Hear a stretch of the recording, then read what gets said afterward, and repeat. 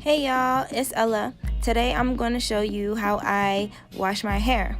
People ask me how I get my curly hair, but really it starts with the hair wash routine. I start with any old shampoo. It's really just to wash that excess dirt out. But if you're fancy, you can use something else. I'm using Mistletoe Wishes by OGX because it was gifted to me. I just cover my palm with shampoo.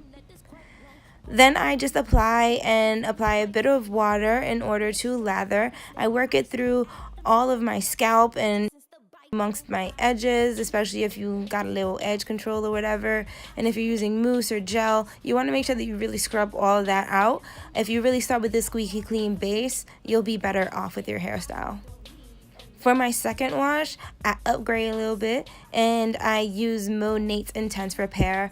This is great for hair strength. You only need about a quarter size.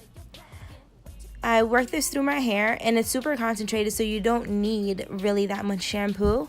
And you can put a little more water in it if you need a bit more foam or whatever, lather. Once you've done that, you can go on to your conditioner, and I use tons of conditioner, folks. I put it on in the front first, and then I go to the back, and then I put it in the middle. And I really do this so that I coat all of my hair. I feel like the better coated my hair is, the easier it is for me to manage it later on. And it's also easier to comb through it with the conditioner in it. You'll notice I'm not washing any of this out. I let it really sit in my hair to help me comb it out and detangle. I start from the ends and work my way up. I also work from the front to the back because it's the easiest to work with and it's what I can see. I work with small little portions and just make sure that I try to avoid as much breakage as I can. And you'll see I'm continuing to leave this conditioner in. I know people worry about over moisturizing, but I let this dry overnight, so I don't think that's much of an issue. I think the issue is when you put it into a style and it's wet. After you comb it out really good, then you can start braiding.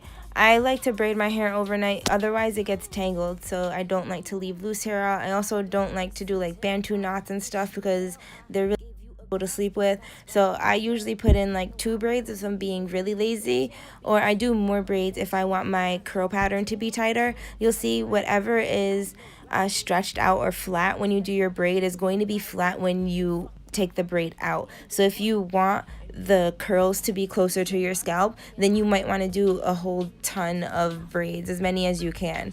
Also, the parts will probably stick through after you dry it or after you style. So if you part it in the middle, you're going to have a middle part. So if I'm being really fancy, I like to do a middle braid because I don't like a middle part for the most part. And I'm not great at braiding other people's hair, so it takes me a lot of work to do this in the shower.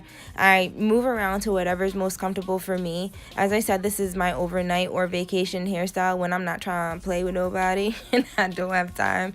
So the parts are really crooked. You can take as much time as you'd like and make it as pretty as you like, but this is just how I go to sleep. Then I go to my treatment. I love Monate's Rejuva Beads. This is a split end treatment and it really does seal your split ends. I like to put this over my braids because I feel like it touches the most of my ends without me having to like work it through. Then I shower and dry and I just sleep on this overnight. So if you'd like, you can check out the rest of my videos where I show you styling. So this is my daily treatment, but then I'm going to show you my daily style. Check you out.